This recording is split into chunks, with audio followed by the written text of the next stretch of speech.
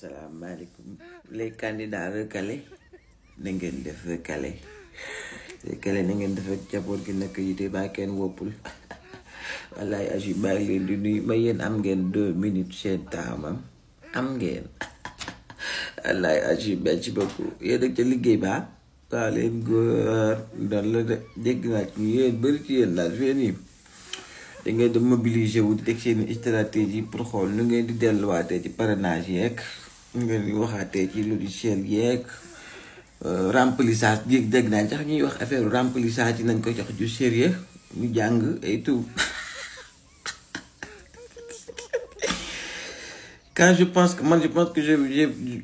maintenant j'ai un problème avec vous maanaam problème bi ma am ak yéen mooy nekkul un problème mais am problème mu bopp la quoi man damay xalaat naan ñii naka lañ mën a ñii naka lañ bëggoon a bokkee ci ñi ñu bëgg a jiite ñun réew mi maanaam puisque yéen du ngeen xalaat non mais du ngeen xalaat même bu fekkee du ngeen xalaat te ngeen aspirer à devenir un président dans ce pays vous devez avoir un niveau d'information quand même bu ngeen jàppee na Macky Sall reporter annuler élection yi mu def xalaat na ci benn yoon xalaat na yéen xalaat na leen ci benn yoon man ñi demoon négocier ñi demoon gisante moom demoon lan la leen wax yéen ba ngeen jàpp na ne Macky Sall am moom il va se soucier de vous quand bu annuler élection yi ba ngeen d'accord ci loolu man loolu ma jaaxal et xool leen motif yi mu teg pour ne dafa annuler élection yi en quoi ay soupçons de corruption ci biir conseil constitutionnel est beaucoup plus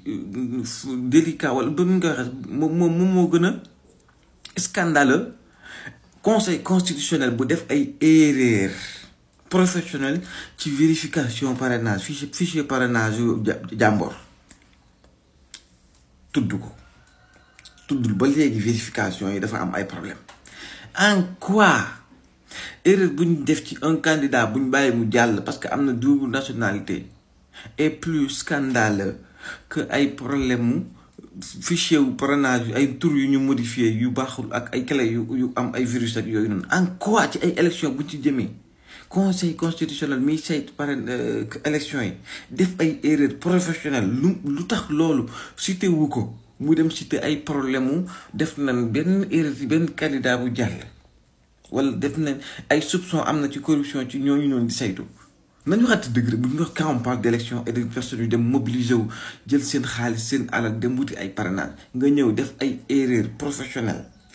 loolu moo waroon nekk li ñu gën a cité lu war a tax ñu report ay élection mais pas affaire yu ñàkk fayda yi benn instant Macky Sall tuddut loolu yéen ngeen am espoir de da ngeen demaat ci élection yi maanaam annulé gi ñu ko annulé dana tax ñu revoir le fichier ñu demaat ci ay clé ñu demaat ci ay logiciel rek ñu demaat maanaam ban seen ñàkk xel googu noonu seen gàtt xel googu seen manque d'intelligence googu mën yéem na ma mën a ngeen nekk ay nit te bu jaree xeex ngeen xeex te xam ne élection yi Macky Sall bokk amul benn yoon boo xam ne tëdd na rek ba xalaat ne ñii kat recalé yii kat war naa def dara pour ñoom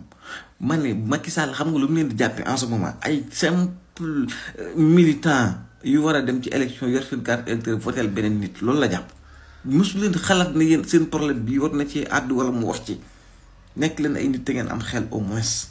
te ngeen dem xoole li nga xam ne si moom moo nekk ci rapport bi li ñuy bind ni moo tax ñu reporter élection yi seen tudd ci mas a feeñ ba yàlla ala yow yi diini seen cas duñ ko mas a lijjanti dégg ngeen de waaw leen góor bu ngeen nekk bu fekkee ne nag ay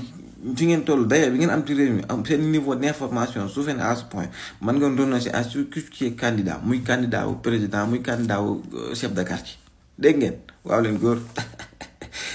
ay xale yu ndaw ci réew mi sax gën ngeen a informé waaw yéen bu may honte à vous wallaay a ci candidat rek këli yi gone yi jox xorom rek lii